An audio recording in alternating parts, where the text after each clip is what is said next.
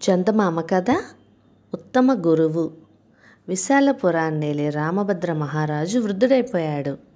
ఆయన రాజ్యభారాన్ని తన కొడుకైన వీరభద్రుడికి అప్పగిస్తూ, నాయనా, నేను రాజునయ్యే నాటికి మన పౌరుల్లో అధిక శాతం విద్యాహీనులు కావటం వల్ల మూఢనమ్మకాలతో మూఢాచారాలతో తాము ఇబ్బంది పడుతూ సమాజానికి ఇబ్బంది కలిగిస్తూ ఉండేవారు. అందుకని నేను రాజధానిలో ఒక విశ్వవిద్యాలయాన్ని నెలకొల్పాను. కానీ సరైన గురువు లేక ఆ విద్యాలయం నేను ఆశించినంత ప్రయోజనాన్ని నెరవేర్చలేకపోయింది. ముందుగా నీవు ఆ విద్యాలయానికి సరైన గురువు నియమించు అని చెప్పాడు.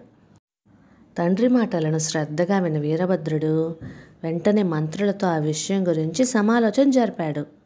మంత్రులందరూ ముఖముఖాలు చూసుకుంటుంటే వారిలో వృద్ధుడు వివేకవంతుడు అయిన వాచస్పతి వినయంగా, రాజా, విద్య పట్ల ఆసక్తి ఉన్నవారికి తల్లిదండ్రులు, చుట్టూ ఉన్న ప్రకృతి అంతా గురువులే. అలాంటి వారిని ఒక సక్రమ పద్ధతిలో మరింత ప్రభావితం చేసేందుకు మీ తండ్రి గారు రాజధానిలో విద్యాలయాన్ని స్థాపించారు. అక్కడ శిక్షణ పొందిన వారు దేశమంతటా వ్యాపించి మన పౌరులందరిలోనూ విద్య పట్ల ఆసక్తిని పెంచుతారని ఆయన ఆశించారు. కానీ మనం నియమించిన గురువులు అనుకున్నది సాధించలేకపోయారు అంటూ పరిస్థితిని వివరించాడు. అందుకు కారణం ఏంటి అని అడిగాడు వీరభద్రుడు. పాండిత్యం ఉన్నవారు గొప్ప పండితులుగా మాత్రమే చలామణి కాగలరు. వారందరూ గొప్ప గురువులు కాలేరు. మనం గొప్ప పండితులను విద్యాలయానికి గురువులుగా నియమించాము. వారు గొప్ప గురువులు కాలేకపోయారు. అయినా గురువుల గొప్పతనాన్ని కూడా పరీక్షించవలసి ఉంటుందని ఇప్పుడిప్పుడే నాకు స్ఫురిస్తున్నది అన్నాడు వాచస్పతి. ఈ మాటలు యువరాజుకి వాస్తవంగా అనిపించాయి.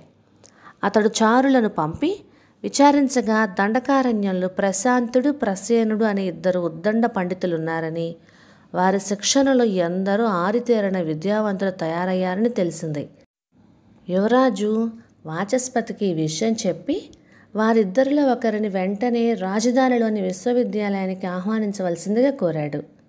వాచస్పతి కాసేపు ఆలోచించి, రాజా, మన విద్యాలయంలో చేరి విద్యావంతులు కాలేకపోయిన 20 మంది యువకులను ఎన్నుకొని వారిలో 10 మందిని ప్రశాంతుడికి, మరొక 10 మందిని ప్రసేనుడికి అప్పగిద్దాం. 6 మాసాల గడువులో ఎవరు సత్ఫలితాలు ఇస్తే వారిని మన విశ్వవిద్యాలయంలో గురువుగా నియమిద్దాము అని సూచించాడు. యువరాజు వీరభద్రుడు ఇందుకు సంతోషంగా సరే అన్నాడు. అనుకున్న ప్రకారం వాచస్పతి 10 మందిని ప్రశాంతుడి వద్దకు, మరొక 10 మంది విద్యార్థులను ప్రసేనుడి వద్దకు పంపాడు. 6 మాసాలు గడిచేసరికి ప్రశాంతుడి వద్ద చేరిన వారిలో 3 శాస్త్రాలలో నైపుణ్యం సంపాదిస్తే ప్రసేనుడి వద్ద చేరిన వారిలో 7 నైపుణ్యం సాధించారు.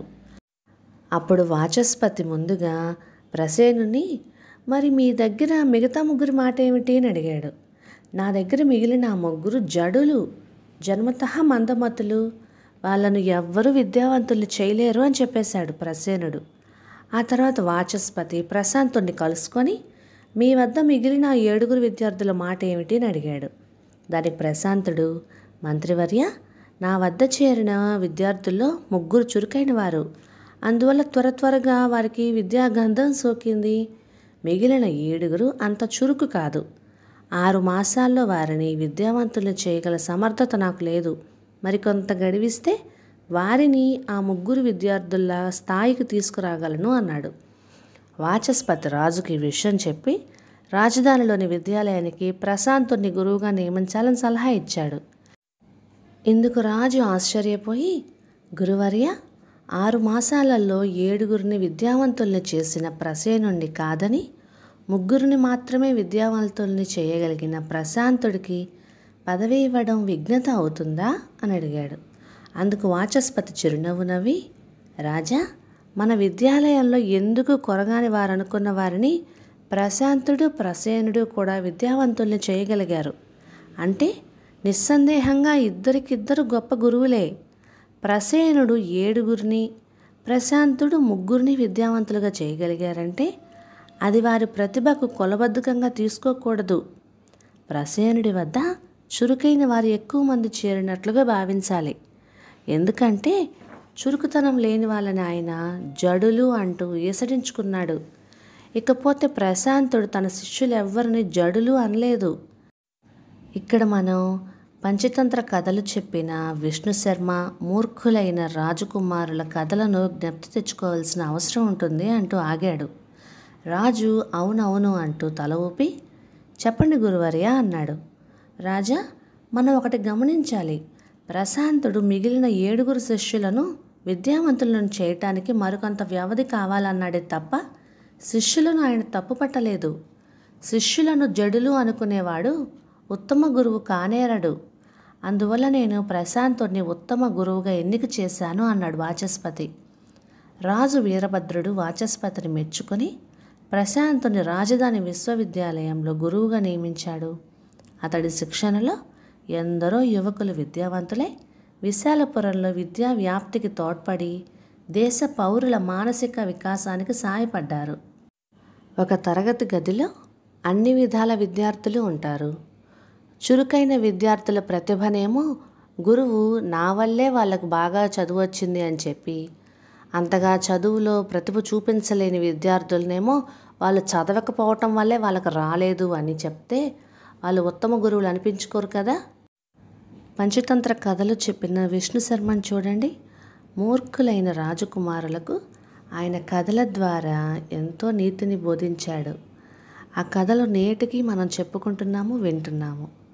మంచి గురువు దొరకడానికి కూడా అదృష్టం ఉండాలి. మన ఛానల్లో పంచతంత్ర కథలు ప్లేలిస్ట్లో ఉంటాయి, ఒకసారి చూడండి. కథ సమాప్తం. ఇక ఈ కథలు మీకు నచ్చినట్లయితే లైక్ చేయండి, షేర్ చేయండి, సబ్స్క్రైబ్ చేయండి. Thank you.